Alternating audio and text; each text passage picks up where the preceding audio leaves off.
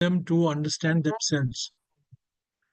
You are giving them the opportunity to understand rurality through their own beings, which is a very different way of understanding the world. Unfortunately, our entire education system has been premised on a very objective, outside way of understanding things without things being processed through the being. And that's not the way it used to be. And the only way to internalize and understand the world is through your own being. So I am very happy uh, to be associated with Gramya Manthan and the Youth Alliance. So thank you very much for giving me this opportunity to speak to all of you. Can I request all of you to just put on your videos just for a while? After that, you can put it off. I just want a small conversation with with all of you before we move into the presentation. I have also Rachit and Sunidhi and me are going to be having a conversation, and 4 or 5 times during this conversation, we will stop to also converse with all of you. So I am looking forward to this being a more interactive session than just you listening to me. So please be free to give your comments, ask your questions, have a discussion, disagree.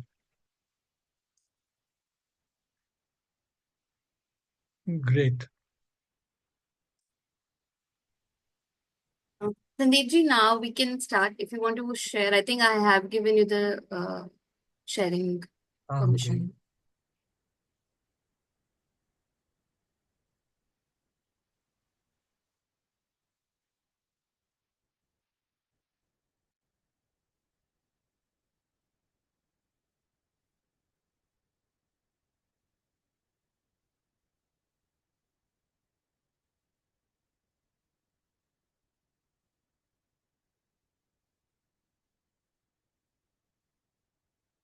Okay, so before we go into the presentation, I wanted to ask all of you, and you could put up your hand if you want to say something.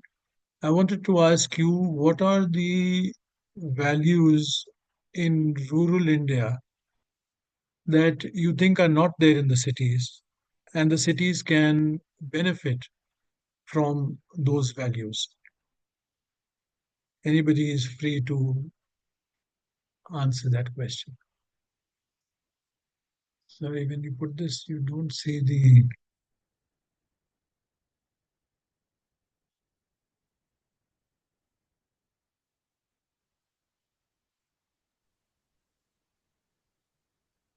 I think we have some responses in the chat box. Adnan is saying warmth. Shruti is saying native wisdom. Satya is saying more green spaces. Saili is saying cooperation with the community. Pallavi is saying living in harmony with nature, slowness, trust, sense of identity, community, connection, knowledge, efficient use of resources, care for my neighbor, environment. These are the few responses we have received. Good, good, that's nice. Okay, what are some of the rural values that we don't want in our cities?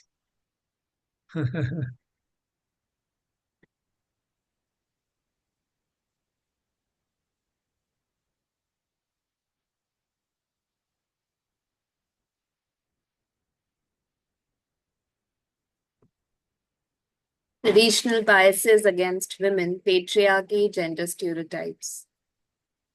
Absolutely. Poverty, rigidity, casteism, discrimination. Absolutely. So we are going to only look at what is good in the rural areas and see how we can bring them in. I completely agree. The caste system and patriarchy have done a lot of damage to this country and society, and they are so unique that I mean, gender disparity is an issue that is globally a problem. But the caste system is so unique to India that very often, people outside don't completely appreciate or understand what this actually entails. But anyway, uh, but all the other qualities of rural India that you have spoken of are absolutely right. And I'd like to first take you through some of the issues that make our cities completely dysfunctional, both socially and environmentally. In November last year, 99 of our 265 cities had an AQI which was higher than 200. And that is one of the worst records in the world. Uh, 72% of our sewage is not treated. And this is CPCB data. So it is, I wouldn't even agree with this. I think about 14% is only treated. 72% is going into our lakes, into our rivers. Today in our cities, you can't find a clean stream flowing anywhere. And the worst situation is that I don't know how many of you are aware, but uh, all over our cities, it is only the Bangis who actually go into the sewer lines to clean our shit. And more than 400, these are those that have been reported, have died in the last 5 years trying to clean our shit. So if you think that we have left caste behind in our rural India, that's not true. And all the municipal corporations only employ Bangis because they are the only people who will agree to go into the sewer lines. India actually produces one third of the world's waste. It's a staggering 1.3 billion tons, and only 5% of this is recycled. We only have about 21 million garbage collectors. Most of it is not even collected. As compared to this, you look at China, they have 700 million people collecting waste. So we are not really serious about collecting our waste or recycling it. Inequity is a very big issue. Indian slums have 49% of Indians living in them, which is uh, which is a huge, staggering number. 1% of India owns 40% of India's wealth, and 50% own only 3%. This is also a figure which is damning. It is one of the worst situations in the world. There are Even though we keep talking about GDP, which is a completely incorrect way of looking at the world, but even if you were to look at GDP after you remove the Adanis and Ambanis and the top 5%, the 95% of India's GDP is $1,130 alone, which is compared to even African countries is lower than that.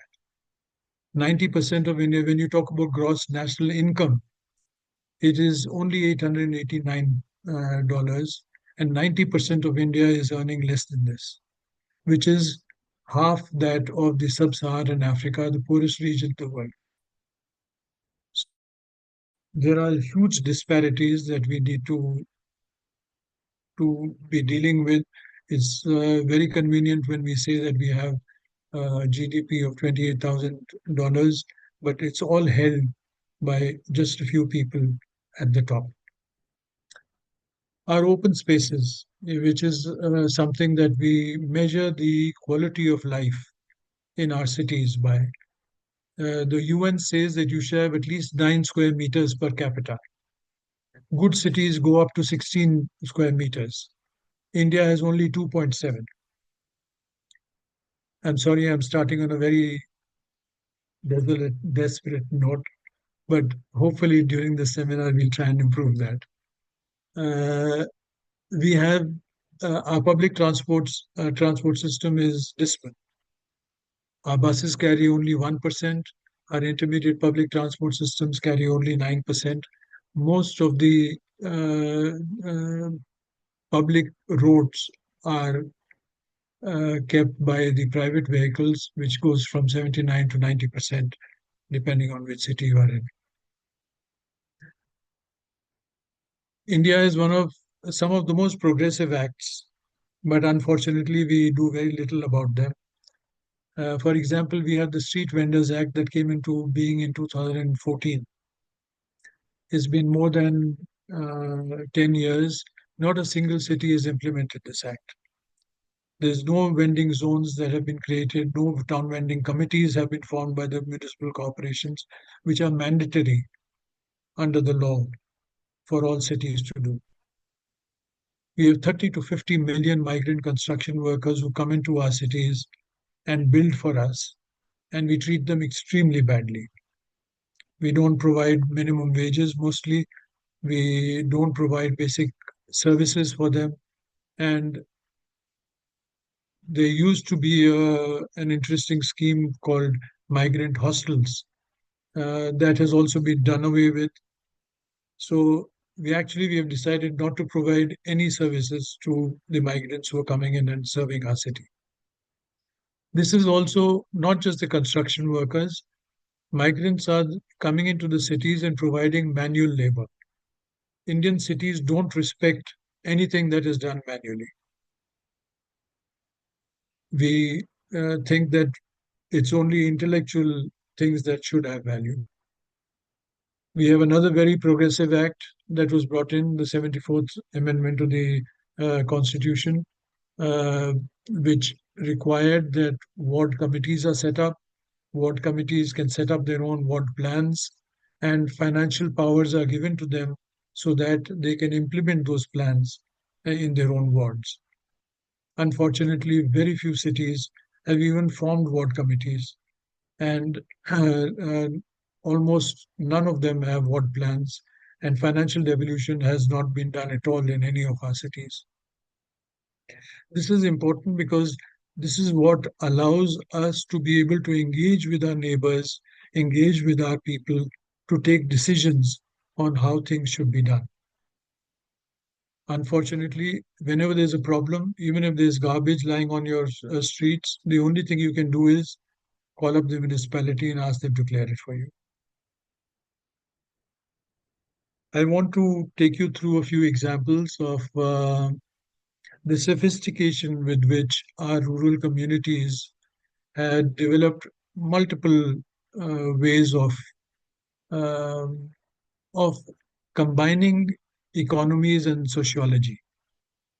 Uh, Unfortunately, in the capitalist mode of things, until and unless some service or product is not converted into a product and cannot be exchanged through value, is not considered worthwhile. So, here in the Bani region where I live in Kutch, there are pastoral communities and they have a very interesting system called the Abat. So, it's an arid area. Water is extremely crucial for life and living over here. And in the summers, when most of the talabs dry up, then within the talabs, they make little wells. And each family, extended family, calls for an abat. Now, all these really well off. If they wanted, they could have easily just employed some labor and made a well in the tank.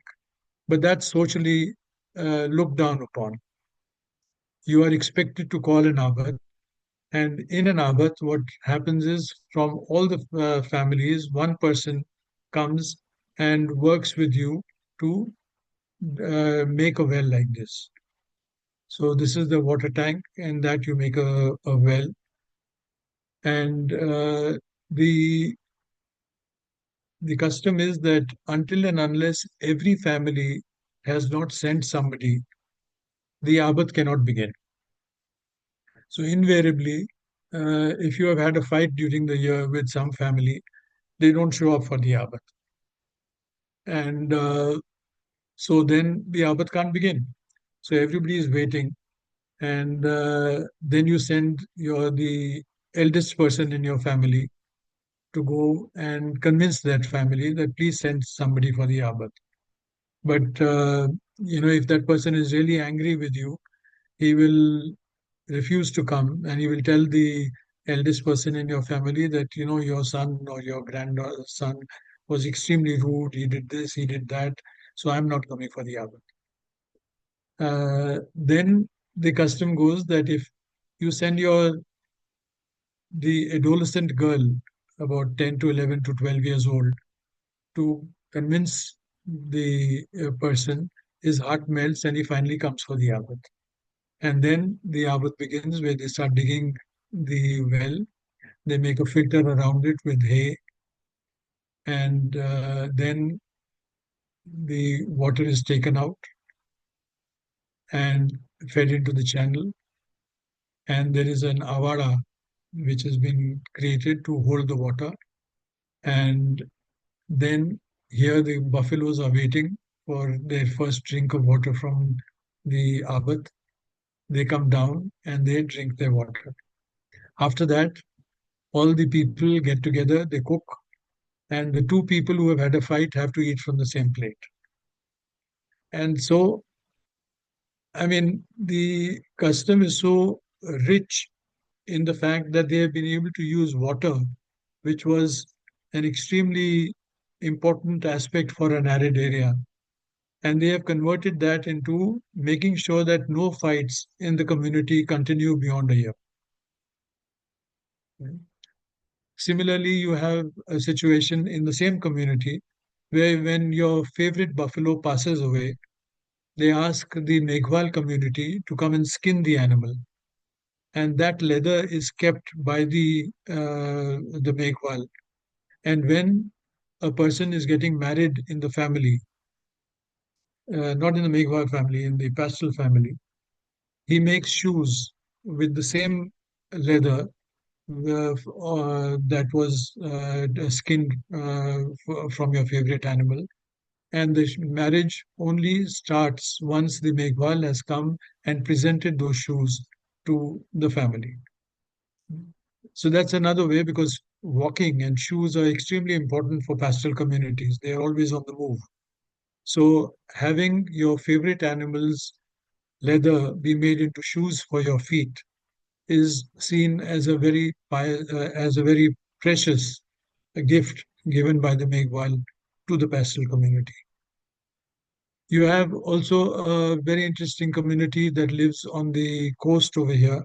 They are called the Pagadiyas. They are fishermen who uh, they don't have boats. They are fishermen, but they don't have boats. What they do is they put their nets in the high tide and the low tide. And then, depending on the moon cycle, every 12 hours you have to go and collect the fish that have got caught in your net. You bring it back and you use that for your food. Whatever extra fish is left is sold in the nearby town of Mundra, and that gives you some cash to do the rest of your living. But during the monsoons, there is a ban on fishing because that is the breeding season for the fish. And they feel that the fish must be allowed to breed completely. And once they have grown up, it's only in the month of September, that they are allowed to do their fishing again. At that time, what they do is they put all their nets together and they make a shape like this. If you can see, you know, a shape like this is created, and this is fairly long. This is sometimes 2, 3 kilometers long. And then camel carts are brought over here, and the fish that gets caught within this area starts pouring out from this point over here, and start filling up the camel carts. And then that fish is brought into the middle of the village. It is auctioned off, and that money is kept in their masjid as a reserve fund for any family to borrow from or even be given the money in case they are going through some kind of a problem or crisis or a marriage or something where they require more money. And then, of course, everybody goes back to their own systems. So, there was a cyclone in Kutch, and we were encouraging them to. We bought nets for them because all their nets had broken in the cyclone. And when they returned the money for those nets, we were encouraging them to buy a boat. And they finally said that, we don't want any boat because we have uh, a very nice life where we spend only half an hour on our economic activity in a day. The rest of our time is spent in socializing, in music, in the arts. And buying a boat means we have to go for 2 3 days into the waters, and then we have to find a way of selling our fish. We have to see how we can buy diesel for our boat. So it's a very complicated life. We like our lives simple. I had the opportunity to go to Bhutan, and when the king of Bhutan announced that he's not going to follow the GDP, the gross domestic product, as a way of uh, measuring how successful this nation has been. He said, I want to follow what is called the gross national happiness. So, in that, me and my wife, we decided to go to Bhutan and understand how common people understand what is happiness. So, we were told that the black neck crane comes from Tibet into the Hobjika Valley, and the village celebrates a festival for which commemorates their arrival. And the region in which they all come and settle down has been left completely undisturbed by human beings. So when I reached there, I was lucky. The cranes had just arrived, and at 3:30 in the morning, I heard a lot of sounds being made by the cranes. And so when I went out, I also heard a song being sung. A group of people there was a thumping sound, and to the thumping sound, people were singing a song. So I went to inquire what was happening, and I found that they were making a rammed earth wall, and all the people were helping this old woman to make her house. And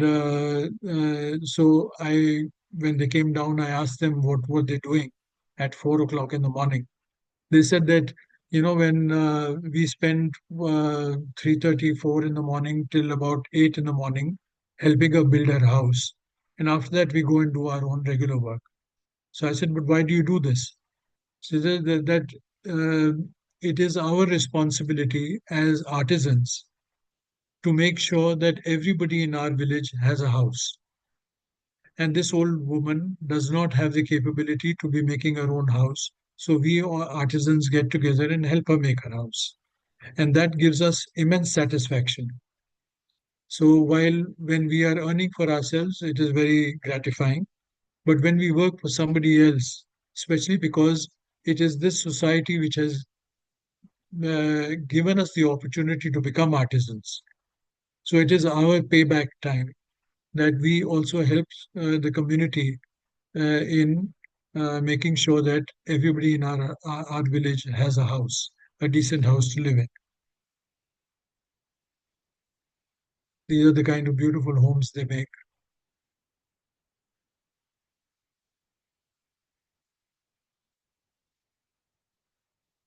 I will stop here, and if there are any questions, we can, or any discussion that we want to have, because these are some of the values. I'm sure you can also share some of the stories that you have come across in villages, which are so tied up with where you can't distinguish between economy and sociology, where a very critical aspect of their lives helps in building social capital.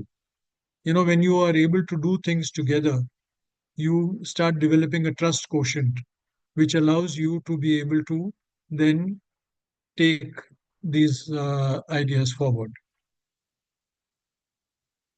Unfortunately, in our cities, what has happened is that, especially since land has become commercialized, uh, developers decide who our neighbors will be. We have divided our cities according to class, and gated communities in many places. And as a result, you are not doing anything with your neighbors other than probably partying in the evening at the clubhouse. So as a result, you're not developing a social capital. You're not developing a trust quotient where when there's a crisis, like even today when there's a situation of war between two countries, how many people are getting together to be able to consult and come up with solutions on how we will make sure that the city or the community or the colony in which we live in, everybody is safe. So I'll stop here. I'll also request Rachit and Sunidhi to join the Yeah. process. Yeah, I think, I mean, I'll just start and definitely then you can join in. Uh, there are some things that after what you shared and uh, that has been coming up is the element of uh, working together in communities, which if I look at my own experience of living in a city like Delhi, it's not been there. I've never worked with my community towards anything. Uh, as in to make our life a more livable life, be it to maybe create a common place like a park or a walking area or to clean it up also. I think that element of responsibility, uh, I don't think I have ever had the experience of learning it or the experience of even witnessing it, like in my elders, from which if I would have experienced it by watching, I might have inculcated. But that has never happened with me here.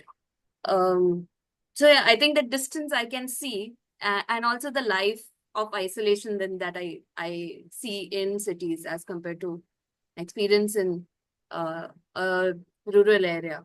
So I mean, I don't know. That's where I am also, like how to build this, but because I currently feel, I mean, I'm not asking you how to build this, but I'm asking everyone here present here to think how can we build this, because at least in urban and my experience can might people might not agree with it, but in my experience what has happened is I've never, I mean, I don't know how to come together also, as a community person with even my friends towards a social cause maybe, or towards not even a social cause, just to make the place look more livable for me.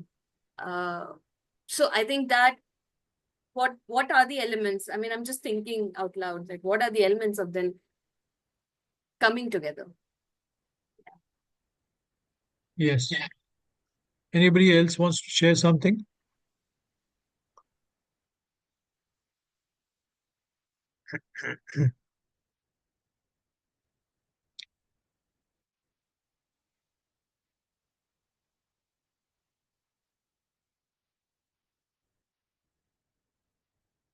You can simply unmute and speak. We would love to know more experiences, lived experiences, guys. Please do share.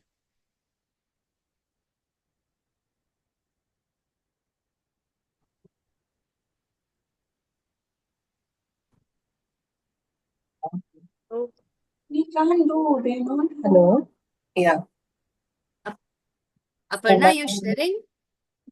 yeah, I'm Aparna's mother here.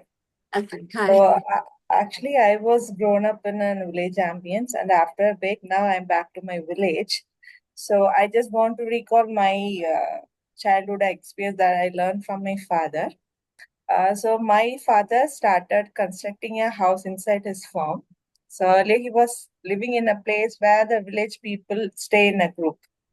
After that, he constructed a small house in a farm.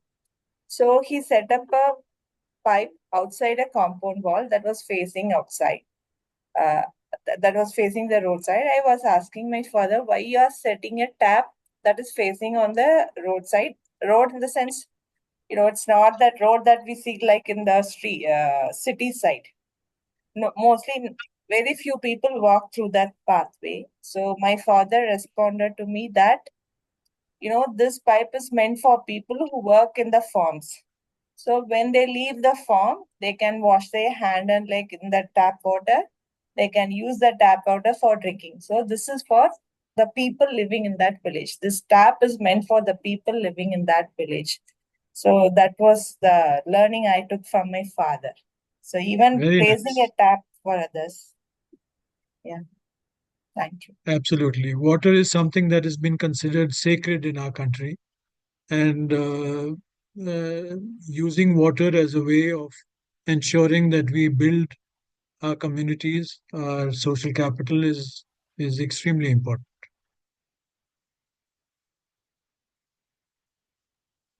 Uh, yeah, I would like to add something. Good evening, all.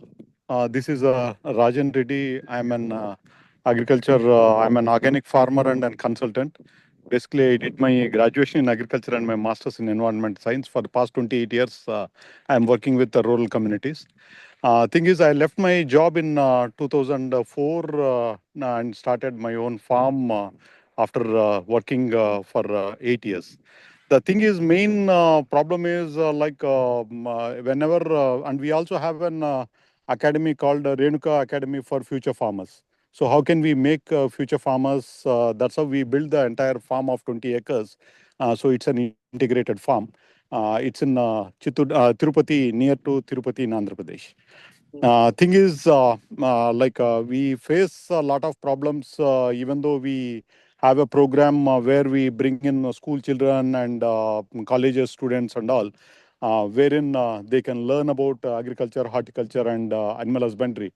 But still, we are facing problems that they are not getting.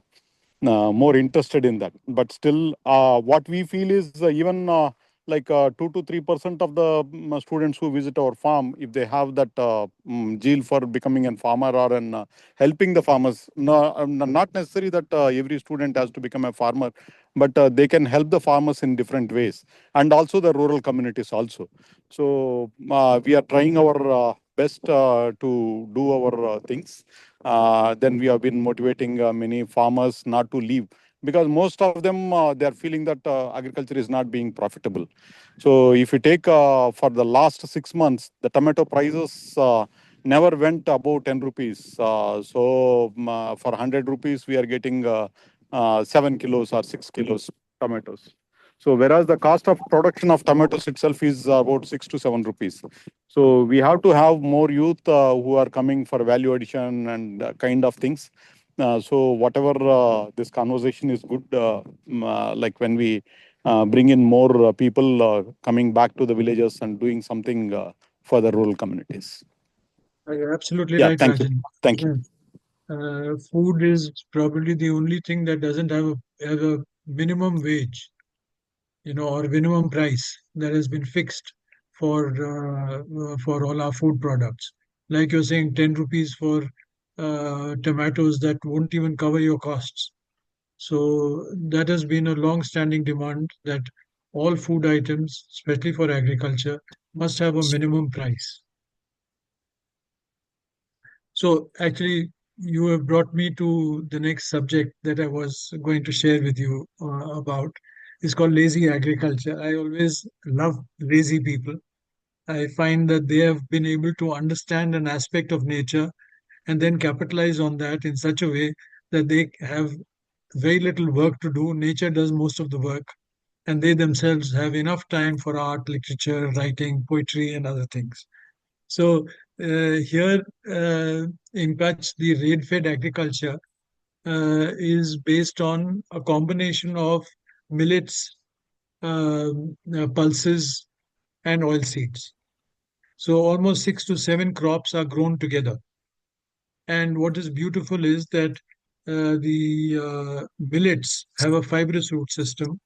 The pulses have a deep root system, and therefore they don't compete for water. And not just that, the pulses provide nitrogen to the soil, millets provide phosphorus, and therefore you don't need to actually fertilize your soils. Just if you have some gobar and you apply it, that replenishes all the nutrients that are required. And what is very interesting is that whatever is good for the soil is good for your body. You get from these three things, you get all your carbs, your proteins, your fat, your micronutrients, everything comes from these seven crops that you grow. So, and because the coefficient of variation of rain over here is 65%, which means that the same pattern of rain will not repeat every year the same way. That's the situation in most arid parts of the world. That means you have to have a huge variety of seed with different character to be able to meet your food requirements. And normally it is the women who are the keeper of the genes. They decide, depending on their prediction of what the rainfall pattern will be, they decide which particular variety of pulse or millet or oilseed should be grown in that season. So we did a documentation some time back, and we found 67 types of traditional seeds held by 36 farmers. And these 36 farmers were people who had been continuing the purity of their seed for the last 400 years and actually improving it. So, for example, just bajra or pearl millet, there are 17 different varieties over here. Depending on the situation, they decide what to grow. And you have, for example, bajra, you have those that will grow in 90 days to 120 days. You have some of these called koasia, which has a little thorn on top of every seed, so that the birds cannot take out all of them. Hmm. Not only that, some of them have a lot of fodder, very little grain. Others have a lot of grain, less fodder. So depending on your requirements, you can decide which variety to grow. You also have one particular variety which is only grown when somebody is pregnant in the family. And that pregnant lady is only provided that particular bajra, rotla to eat because it has a high, when we found out it had a high iron content. So pregnant women who tend to get anemic don't do so when you are eating that particular variety. So I'm just showing you the sophistication to which uh, the science behind natural selection and how to grow your crops was designed in this region. And that was the case all over our country. That is why you had hundreds of varieties of rice, millets, cotton that were growing in this country. And then the British came and started wiping that out. So these are the different conditions that different seed varieties are able to handle. So what we did was we started creating seed banks. So we would test the character, the seed, the person who held the seed. We would ask them what the character of a particular seed is. We would test it in the farm, and then we would certify it. So not just us, we had a committee of farmers who had credibility in the environment, and they would certify that seed that this seed has the following character, and therefore any farmer who wanted to take that would then use that certification of Anmol. And so about 3,000 farmers are circulating almost 39 metric tons of seeds amongst the farmers here. This started going down when cash crops came in. And then we have gone back to the women because we realized that women were now, or families were now, actually growing cash crops, selling it, and then going to the PDS system to buy extremely bad quality grain for their own consumption. And so when we had discussions with the women, the women decided that no, we must keep certain part of our land for our own food security, and then only go into cash crops for the market. So now this system has been reinstated. We also did another thing. We, from the soils of this region, we separated the beneficial microbes that are there in the soil, because the temperatures of the soil can go up to 50 degrees over here. So those microbes that can survive in 50 degrees were very important. And these microbes were then isolated, and then they are mixed with the seeds and then applied. And by doing this, you were able to increase the crop yield by almost 20 to 30%. And now this is being done by in clusters by women. There's an enterprise group who collects the seeds, who purifies the seed, who makes this culture of the microbe, and then sells it to their own cluster. I also want to bring to you the process of negotiation and decision making. Again, in this Bunny region that I'm speaking to you about, where there are more than 7,000 families, they have a culture where they will have ceasefire. Oh, I believe there's been a ceasefire that has been announced between India and Pakistan. Uh, okay, so to continue on a more positive note now, uh, uh, so these 7,000 families, whenever there is something that affects their entire region, and it's a very large region, 2,500 square kilometer region, they send representatives on that particular issue, two representatives each from every village. So about 100, 150 people get together, and their system of discussion is that they will not make grand speeches, because they feel that when people make grand speeches, it hurts somebody else who doesn't agree with you. So what they will do is they'll only state the problem in the group, and then people will get into huddles and start having discussions. Then from one huddle, person will get up and go to another huddle, to another group, and try and convince them on a particular issue. Over time, somebody will stand up and again state which are the different opinions that are still being discussed. Sometimes I have seen them take up to 3 days to take a decision, but they will not leave until a consensus has been arrived between all the 150 people who are in that room. And once that decision has been arrived, then all 7,000 families will adhere to that decision. So I'm just showing you that how the decision making and how you build social capital to take complex decisions in a community. Finally, what I want to state over here is that the cities that we live in, especially the contemporary cities, are a product of capitalism. They're a product of global markets. And global markets have very little respect for contextual information or knowledge. I want to give you this example because this exemplifies what I'm trying to say. But this is the case with all multinationals. Hmm. Nestle and Cargill, two companies who are very famous, were taken to international court just 7, 8 years ago because they were using child labor to make dark chocolates. They had made dark chocolates famous because they found in Western Africa that in as part of their traditional food, people were eating a cocoa bean, which was which had with which you could make dark chocolates.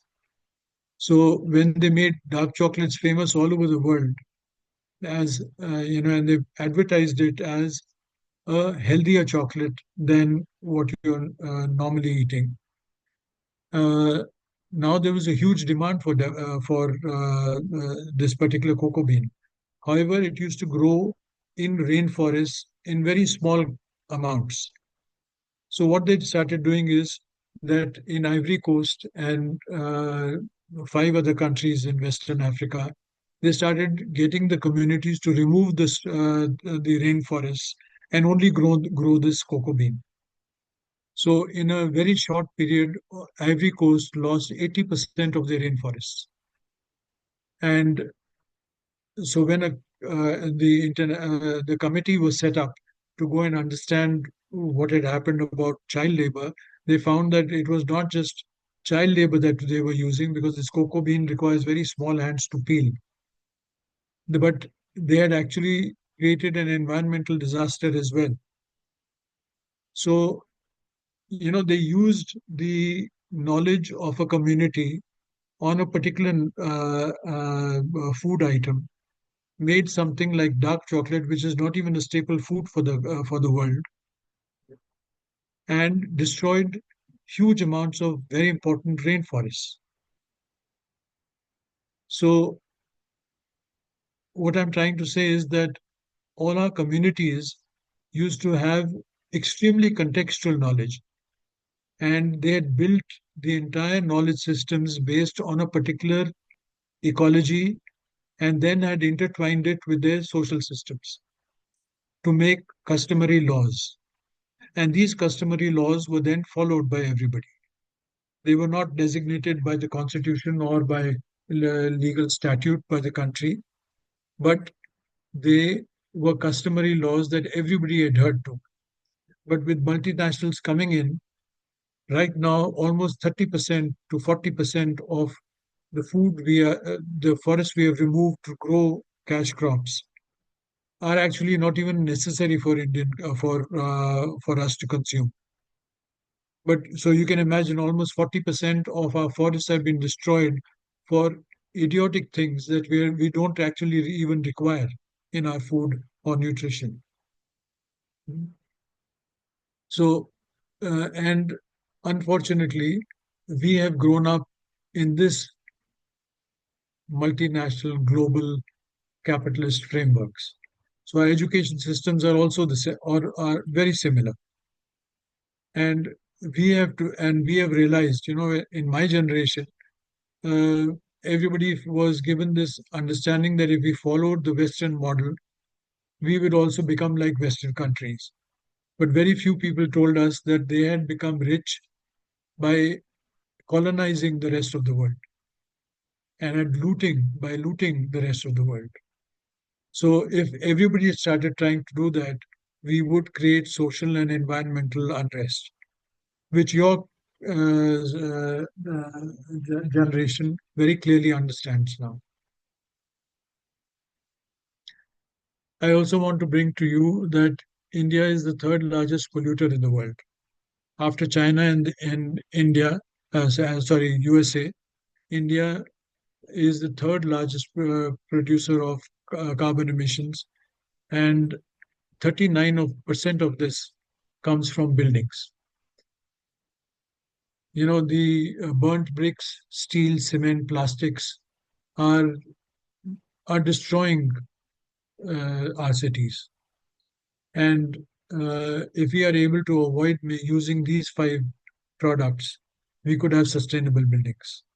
And most of our villages have been are a crucible of doing sustainable circular systems of making buildings. And they used the resources in their region sustainably. There were norms, there were again customary laws that had to be followed when you were extracting a resource. But when cement has to be used, all the limestone of the world is being destroyed to make cement. And therefore, huge areas of this world are being mined to create cement for the rest of the world. So if there are any comments on whatever I have spoken so far, I'll again stop for a moment before we go into the issues of buildings. Any comments? Sandeep, I have a quick comment slash question, and Yeah. maybe it'll get answered later in the presentation. No matter how many times you hear these stories, it is always surprising. in terms of craft, in terms of structures, in terms of complex decision-making structures, in terms of agriculture, farming, all the wisdom that we see in the villages is very sophisticated and nuanced. And yet, from where I come from, the lenses that I carry, like mostly the urban spaces, like forget about appreciating, it's not even validated, right? So how grave is the threat, for this kind of a wisdom to disappear in the next few decades? Because it's not in a curriculum. We are not exposed to, most of us don't even visit our villages anymore. So how grave is this threat of all this sophisticated, what you said, that which is based and rooted in ecology, local customs, local laws, of getting fully disappeared in a few years? So I keep hoping that the global economic system will collapse someday, and, and we will be able to save a lot of the knowledge systems and rebuild it.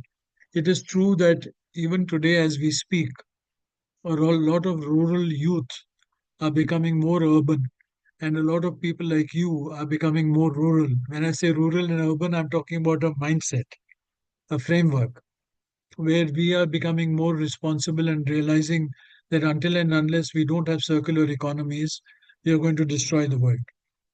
And a lot of rural youth are actually aspiring to become urban, so to speak. And this is what is destroying the world. Fortunately, in India, while a lot of knowledge systems are reducing and are uh, uh, going down, we are lucky to have both the systems still intact. Uh, uh, and that is why people like me, when we decided to get out of the cities and go to the rural areas in the late 80s and beginning 90s, we were so gratified to realize that there is so much beauty in our villages. Unfortunately, we are made to understand that rural areas are deficient and we in the cities have everything. And if we are able to provide the same kind of infrastructure and livelihoods to people in villages, they will also become much better off. It's actually the other way around. We need help from the villages, not them from us. So you're absolutely right. While a lot of these knowledge systems are eroding very quickly, but India is extremely fortunate to have a lot of this still alive. I'll very quickly take you through one example. This is in North Gujarat, where the Gracia Bhil tribal community live, and they make rammed earth walls. And when I won't go through this example, even though, okay, let me also tell you about this. What they do is they remove the topsoil. There are two systems, depending on the kind of soil that is there under your farm. So either you have a brown soil or you have a red soil. If you have brown soil, then you make bricks. But the norm is that you will remove the topsoil, take out about 3 to 4 inches of the brown soil from below, and then uh, the customary law in the village is that you will not cut down any trees from the forest. Only the trees you have grown on your farm you can cut, lope, and then make your bricks. So invariably, what they will do is they will make enough bricks for two houses. They will sell the bricks for one house and therefore be able to make a free house for themselves. However, if you have red soil under your farm, then you call a mystery like him who makes a rammed earth wall for you. So when I asked him, because they would make walls which were almost 20, 22 feet high, and I said that doesn't the rain affect these walls? So they said no. As time passes, the walls become harder and harder, and slowly over a period of 30, 40 years, they become like stone. So I was very intrigued by that. So we took their soil and we tested it in our lab, and we found that there's a process called induration, where the iron oxide in the soil, that is why it was red, comes into contact with oxygen. It becomes hydroxides, and iron hydroxides are extremely strong binding agents, and therefore they make the wall stronger and stronger. So some of you, if you are aware about laterite stone, it has come from laterite soil. And this process geologically happens when laterite soil comes into contact with the oxygen in the air and then starts becoming laterite stone. So and tribal communities carry knowledge through poetry and song. And so they have a song that speaks about 1,000-year-old homes which were like rocks. So this is probably the only place in the world that you will find that homes are becoming stronger over time, not weaker. So I'm just giving you one small example. This was a study we had done for the government of Gujarat, and finally this was accepted by the government of the technical committee of government of Gujarat, and they allowed them to make mud houses for the first time. And so over time we have been working with many state governments to regularize the construction systems developed by rural communities because they are circular, they are strong, they're sustainable. So I just want to, what we started doing about 20 years ago is we started bringing a lot of these artisans, uh, getting them to understand or standardize their technologies and then making them available to the cities so that we could make sustainable buildings in our cities. So over the last 20 years, we have been able to make thousands of buildings, not just designed by us, but also designed by many other architects all over the country. So I'm just going to quickly take you through some of the amazing buildings that are very low on carbon footprint as compared to the kind of buildings that we make in our cities.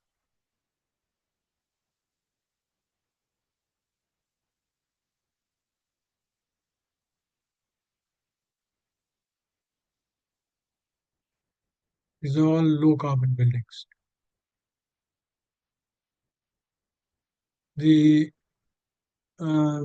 the vocabulary for making low carbon buildings has hugely improved in this country today. In fact, we have the ability, and it's amazing. Even today, when I go to new areas, I learn a new technique from communities in those areas. And we have been able to create a plethora of technologies which are now available. Even these are completely done by rural youth. In fact, these are done by students.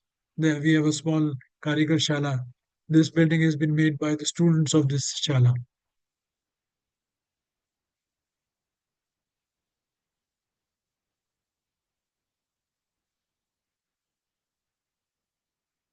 These are mostly mud buildings that you're seeing.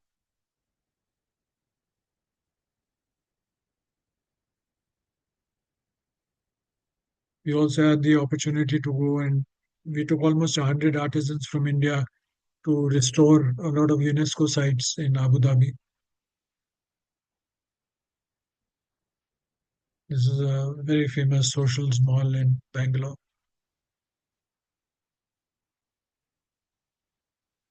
And it's not that you can't make multi-story buildings using these technologies.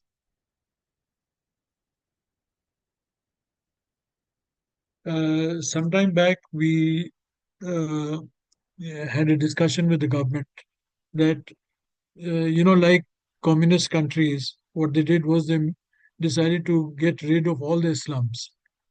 And in 10 years, Russia, for example, did not have any slums left in their cities. That was the resolve required for them to decide that we don't want anybody living in squalor. So this is I'm talking about when the Congress government was still there. They had a program called Rajiv Awas Yojana, in which we demonstrated to them that people in our slums have the social capital and the abilities to build their own homes.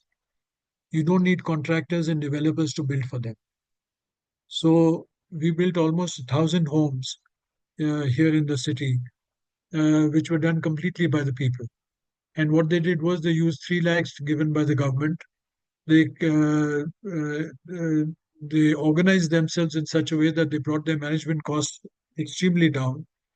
They took some borrowing from their relatives, and they created a much larger home than what developers and contractors would provide.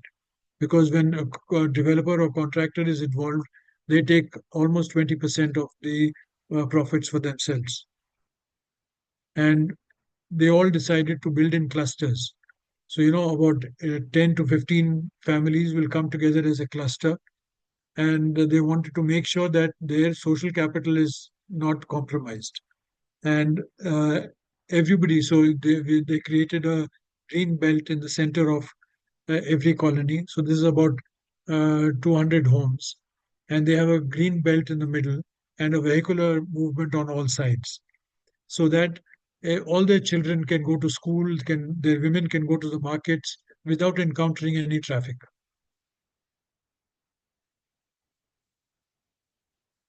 And these are buildings which can go up to 3 stories, 4 stories high.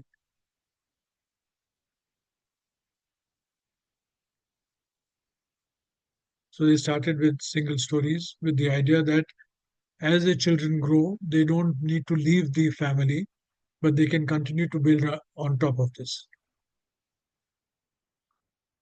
So this was a fantastic demonstration for the government. The government actually developed an entire scheme based on this program that was done, where people will be allowed. This was called an owner-driven strategy, where people will be allowed to make their own homes. Unfortunately, the government changed, and the new government has very little respect for allowing slums to be redeveloped. I also want to take you through, the sewage problem that we face. It's one of the main reasons why our sewage problem is not solved is because we're trying to collect the entire sewage of an entire city and bring it to a treatment plant. And it's impossible to do that in Indian cities. We are such huge cities that bringing all the sewage to one point is disastrous. So we decided to decentralize all the sewage management. So this was a rivulet that was passing through our city, and this is about 2 kilometers long. So we decided that there was a pumping station. We put a DeWatts plant on it, and so this was the pumping station where all the sewage was collected, treated, and then used uh, to be taken into the rivulet, and they grew a forest on this rivulet. This is the rivulet when we started working. Almost 70 different varieties of plants were grown over here. Today, this is a biodiversity hotbed because these trees hold so many birds, reptiles, animals, mammals, and they don't disturb the rest of the city because they just roam in the rivulet itself.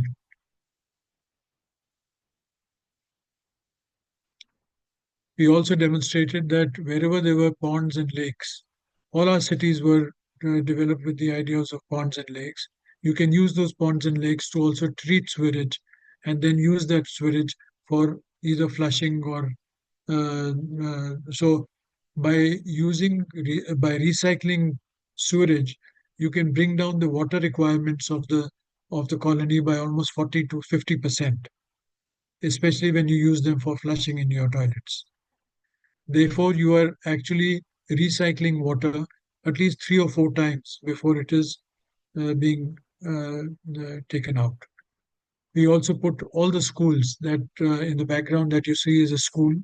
So all the schools were put around the sewage treatment plant and the lake, so that the children could come here and this could be a recreational place for them.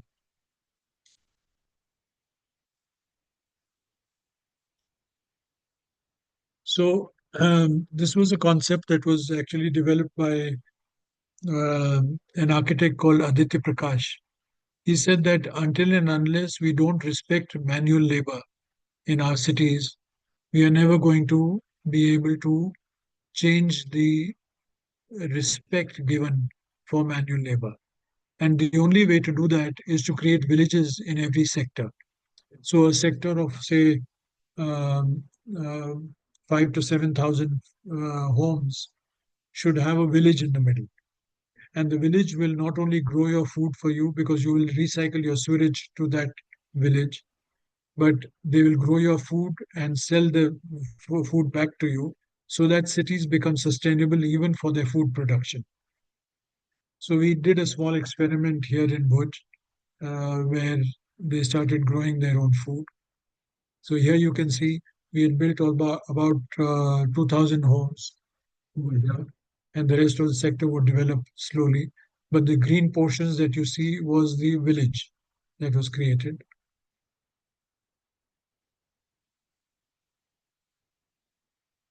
So uh, while Gujarat has a progressive law called the Town Planning Scheme, which allows for 5% of the land to be kept for slum dwellers, which is very unfortunate because 49% of our cities are living in slums, and you're providing only 5% of your land for them.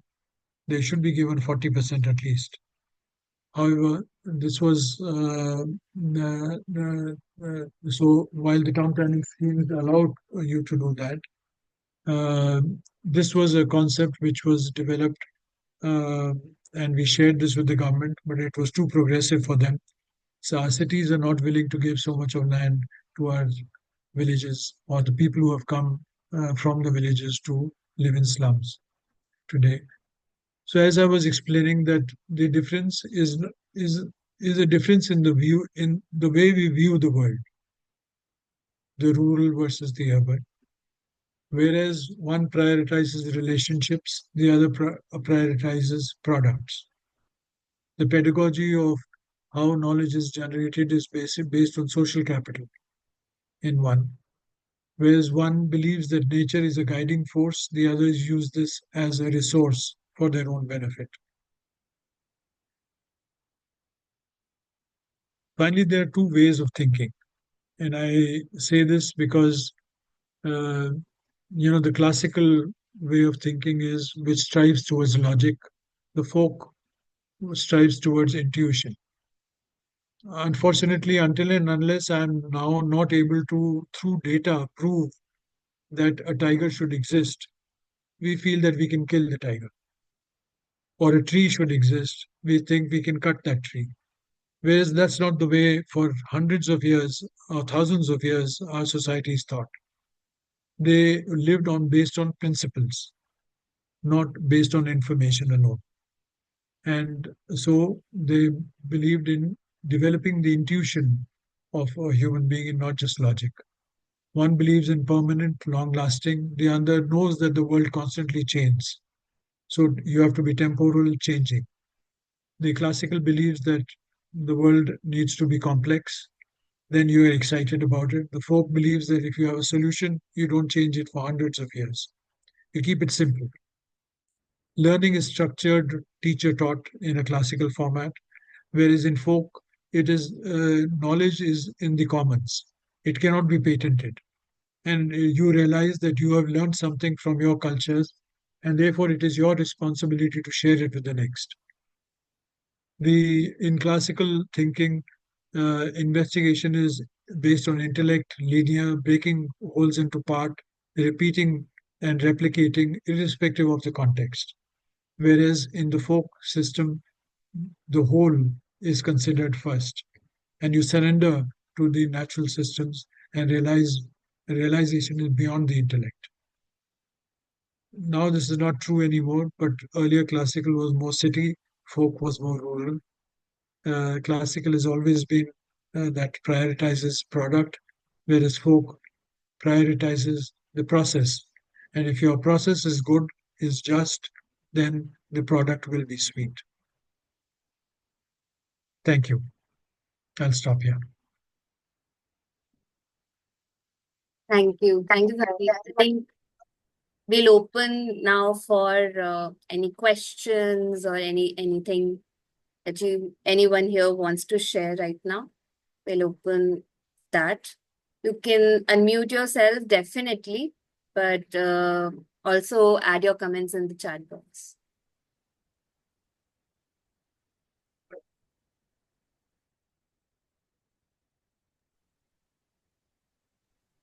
Hi. Hi, Manisha.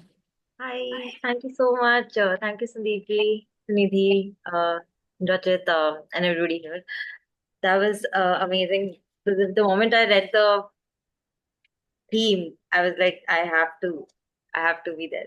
So thank you so much for sharing so much. I mean, it was a ride really. I was just there, totally engrossed. And there were many questions. There were many things simultaneously going on, but I was not trying to distract myself and just be concentrate on what you were saying. So there are a few things in my head that I would like to just say. That my current work entails most of the things you were talking about, where this transition. I work in this place, city, which is in transition from rural to urban. It's basically a nagar panchayat now, new. So that transition.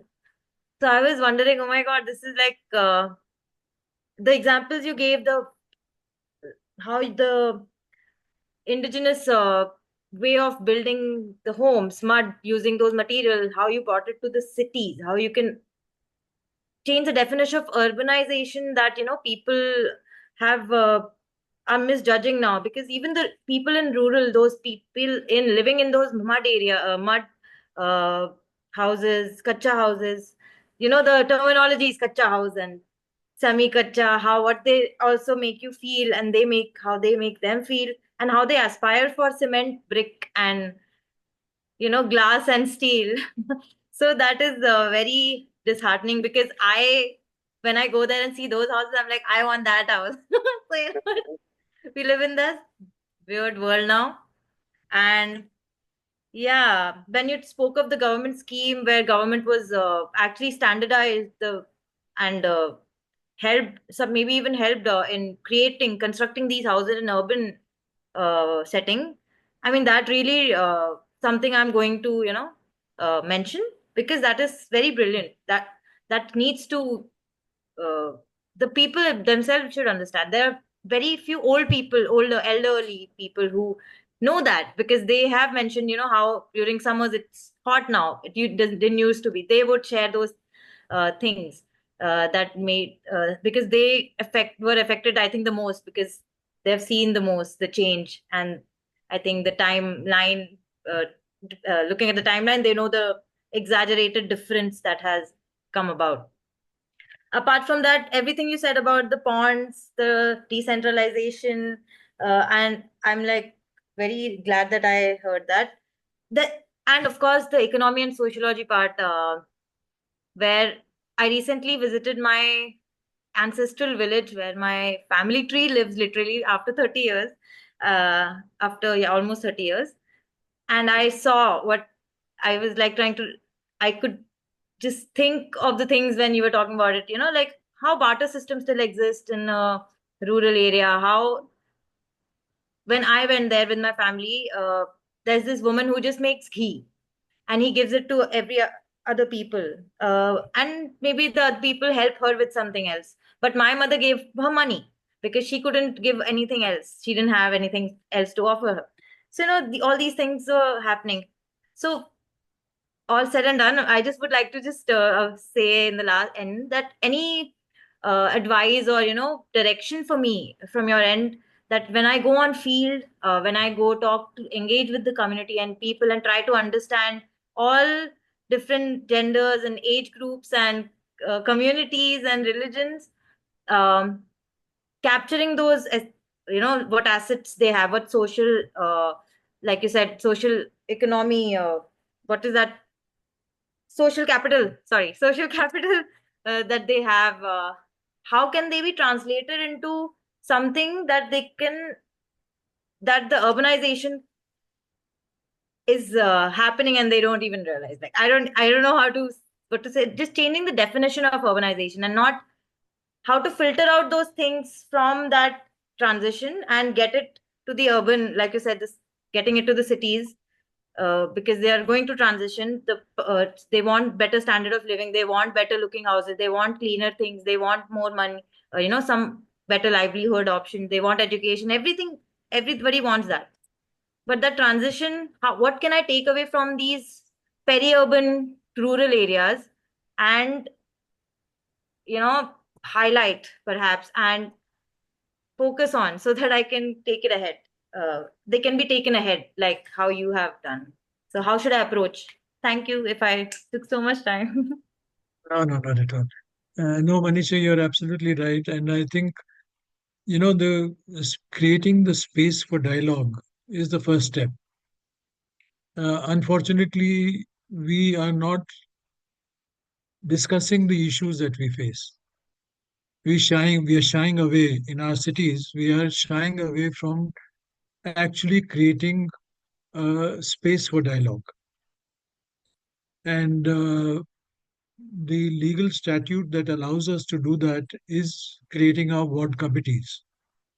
So the first thing you could do is to identify who your councillors are.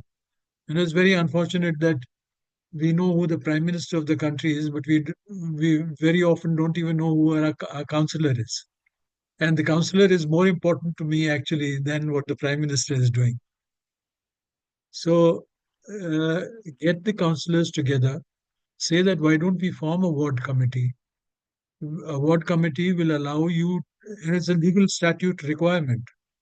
And once you have a ward committee, many citizens will get involved who are wanting to do social good. And you will start discussing the issues of your own ward. Get people from different parts of the ward to come in, start dialoguing on these issues. And invariably, dialogue is what creates solutions. I joke about this sometimes, but whenever you are not sure about which direction to go in, women will immediately say, "Let's get everybody together." And that is the strength that women hold. When they are not aware of something, they will say, "Let's talk to others." And I think, and there's a feminine side to every man as well. So I would encourage all the men also that you don't have to have a solution and then only sit in a meeting. Whenever you are confused, you should call a meeting, because dialogue creates some amazing solutions which are then consensual. So whether it is housing, whether it is food production, whether it is saving the birds in your colony, whether it is growing more trees, whether it is solving the problem of sewage in your rivulets, uh, the garbage on your roads, start creating dialogue. And you'll be surprised how much people value dialogue, because we are losing that space in our cities. They open up completely. Indians, especially, are very good at, you sit in a train and people will open up their lives to you as they are traveling with you. So you'll be surprised how much of solution building will happen the moment you start creating dialogue in your own colonies, in your wards.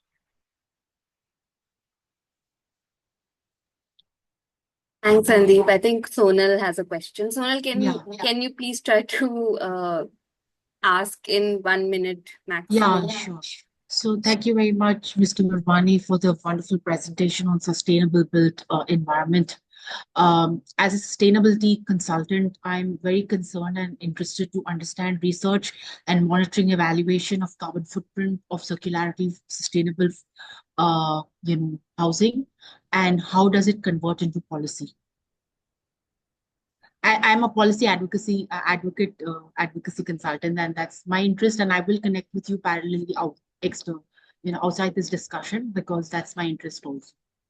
But your viewpoint, because India is substantially going to move to a 70% urban population, urbanization. And interestingly, Gujarat and Bhuj has been such an amazing example from where our great leader comes from. How much of it will get translated to other cities is also. So, I think very few people are taking the effort to talk to policymakers. Unfortunately, our cities don't have the powers to take decisions. You have to talk to your states, bureaucrats, or politicians, and you have to go through your own MLAs or MPs, starting with your councillors, your so creating the dialogue through the political realm as well as the bureaucratic realm from your own city up to the state headquarters is extremely important. Just as Banisha was talking about this whole controversy around Kacha and Pakka, we finally had to speak to Delhi through the Ministry of Rural Development that in housing, they had a paragraph that said that, and India is one of the largest social housing programs in the world. And they had said that only pakka materials like cement and steel can be used.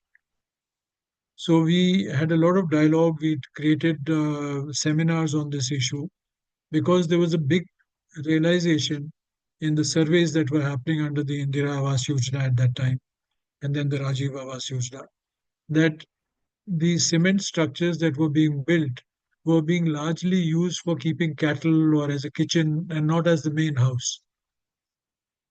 And very often the lifespan of these structures was not more than 15 to 20 years. So we changed the definition and we said that don't insist on using cement and steel as pakka. Say that anything that can last for 30 years will be considered pakka. That allowed for mud, bamboo, stone, lime, wood to become a part of the vocabulary of rural rebuilding by just making this change, one small change in the policy framework. Because once you're able to prove that a mud house can last more than 30 years, and invariably mud houses in our villages last for at least 100 years. So creating dialogue again amongst the policymakers on the different aspects that concern us is extremely important. Just allocating more public space, making sure that our rivulets are not being encroached upon. There's a ruling, there's a law that all rivulets, all lakes and ponds, for 10 meters around them, no construction will be allowed. Because the riverbank ecosystems are the richest ecosystems where the best trees can grow. And that becomes the green belt, they become the breathing belts for our cities. So, unfortunately, in India, we have a lot of very good laws. They are not being implemented, or nobody is monitoring their implementation. So, how do we create dialogue to be able to make sure that some of the good laws are being practiced? And if there are laws which are incorrect, how dialogue can be created to change them?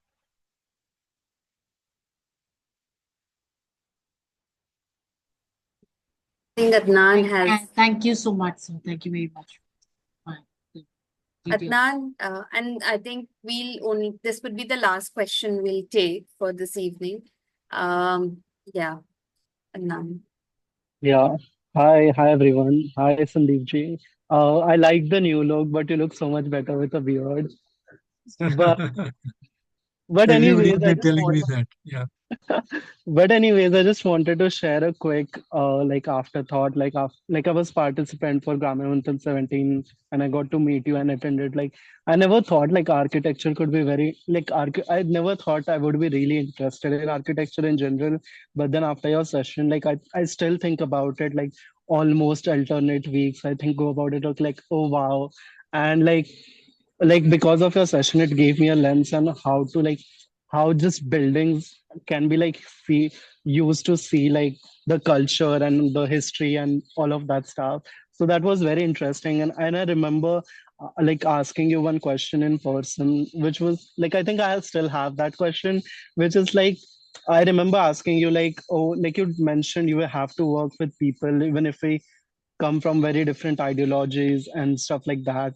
And you told me like you have to first step is building a connection and a relationship, and that is the first step you have to make. But then I think uh, the main issue with that is like I still struggle with it so much because um like in everything I do, I always like I've been thinking recently about how can we like form coalitions across the margins who are especially affected by things the most. But then it's so hard to like for example like negotiate like with people who with whom your core values don't even match. So it's so it's so hard to even think of like, oh, how do we like work together. And just one last thing, you mentioned in your session the other day something along those lines, correct me if I'm wrong, that the biggest problem with youth is they're not confused, uh, or something like that. I'm not quite sure. But yeah, like I remember like now it's like I'm like kind of thinking of switching my careers and stuff. So it's just like it's so hard to do that, like especially the whole system, the whole families, and like the whole system is so like punishing once you decide to question it. And it's very tough for like a 21-year-old to be like, oh, like to get to a stage where like, okay, I'll fight all of those things. So I think like yeah, so just that's it, I guess. But yeah. Yeah, so Adnan, uh, you know, have you heard of a movement called Moved by Love? No. So Vinoba Bhave, he did this huge uh,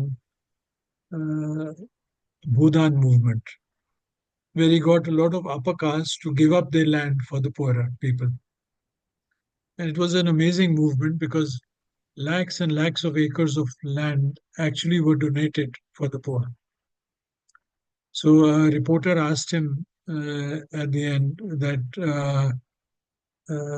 how do you feel after this movement? So he said, I'm moved by love. So, and many people have tried to interpret what he meant. But basically, what he was saying was that when you drop judgment on people, uh, we have been taught, even in our schooling, that this is right, this is wrong, this is good, this is bad. This person is all right. This person is somebody that I don't agree with. Mm. So you're always living in duality, and until and unless you don't have an opinion on something, you are a nobody. Mm. So the whole effort has been under the movement of movement is to see how you drop all judgment.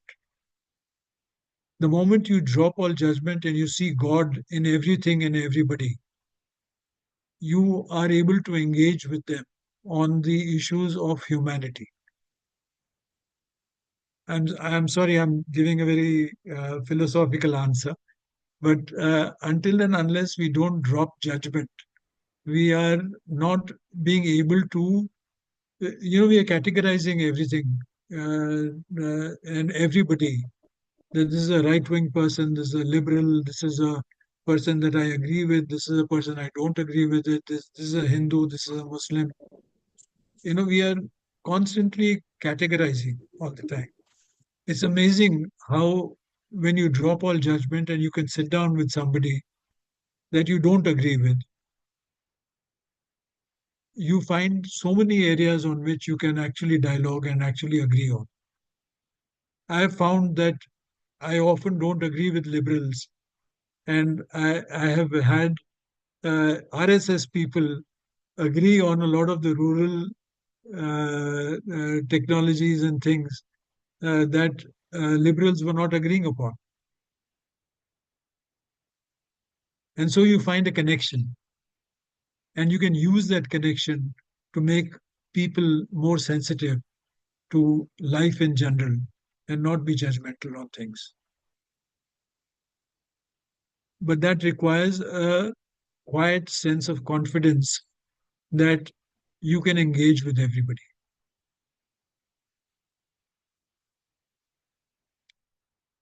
Sorry, sometimes when we work together, we'll also do something practically to say what I'm talking about.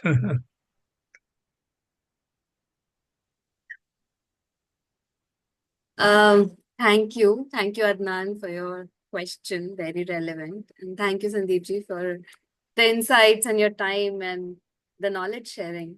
I think it's been a very nourishing session, definitely, and also happy to hear about the ceasefire that has happened just while we were here. Yeah, so just want to take this moment to thank Sandeepji for giving us so much time and so many insights into how we can also imagine a sustainable and a breathable environment in our urban areas, in our cities. The possibility of it, the hope of it, of course, we're way far ahead in, way far behind in currently making it a reality. But I think the first step is definitely to hope and to know that this is possible. So thank you for that, Sandeepji.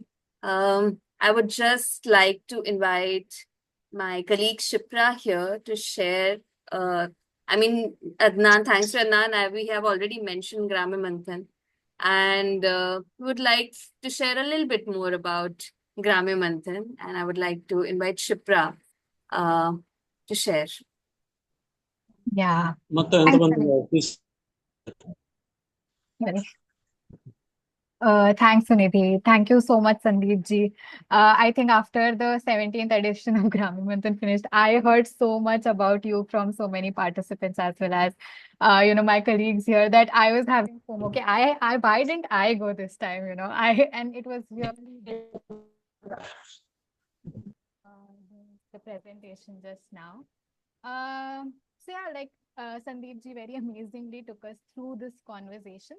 There is a plethora of wisdom and value to inherit about, commons, care, dialogues, as well as the alternative life and living in villages that some of us city dwellers have lost touch with.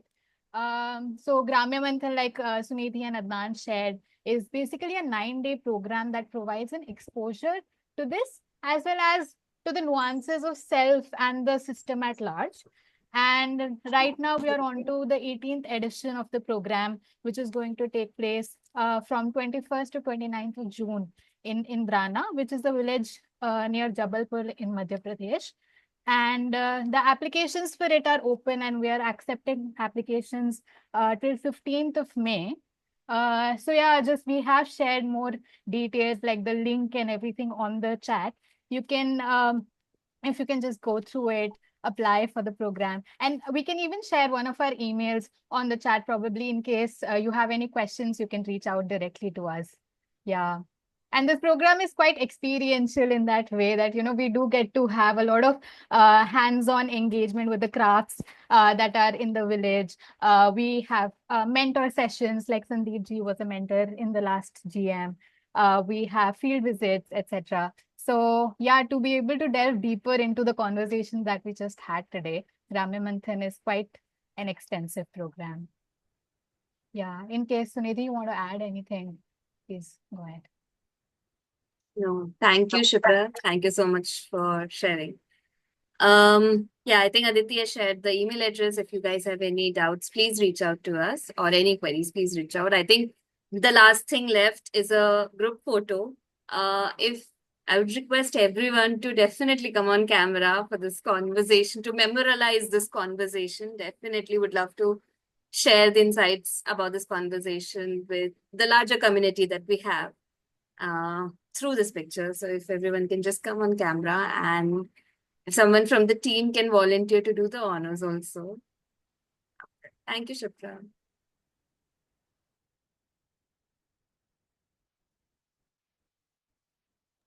All right. Thank you. So with that, we come to the end of this webinar. Thank you so much. We extended by 15 minutes, but you guys held your patience. So good to see so many known faces as well, so many new faces into this community. Also hoping to see some of you in Gramya Manthan, but yeah, thank you for joining. Yeah, be safe. Take care. Bye-bye.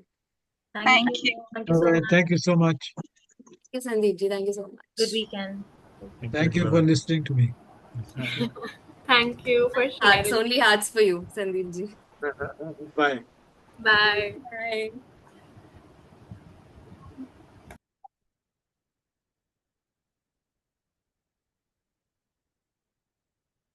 All right, so I'm ending it here. I guess not everyone's going. So I can't Great work, Sunidhi. Thank you for organizing this. Bye bye. Bye bye. Take care, guys.